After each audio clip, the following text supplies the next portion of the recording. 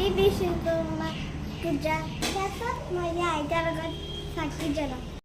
বিশ্বকৰ্মা পূজাৰ বহুত শুভকামনা থাকিলে আগতে যেতিয়া আমি সৰু আছিলোঁ মায়ে সদায় আমাক আগবঢ়াই দিয়ে যা তহঁতি কৰকে কেনেকৈ কৰিব লাগে শিকায় আৰু এইবাৰ সেইকাৰণে মই ভাবিছোঁ মাহী যিহেতু ডাঙৰ হৈছে তাইক আগবঢ়াই থৈছোঁ অকণমান শিকিলে ভাল হয় তাই ফূৰ্তিও পায় জানেনে নিজে চব কৰিবলৈ পাইছে আইতাকৰ লগত ৰাতিপুৱাতে চাকি দিলে মাহ প্ৰসাদ আগবঢ়ালে এতিয়া গাড়ীখন আৰু স্কুটিখন অকণমান পূজা কৰিছে তাইৰ হাতৰ পৰা এৰিবলৈও ভয় লাগে তথাপিও আৰু এতিয়া হৈ গ'ল আমাৰ স্পেচিয়েল আজি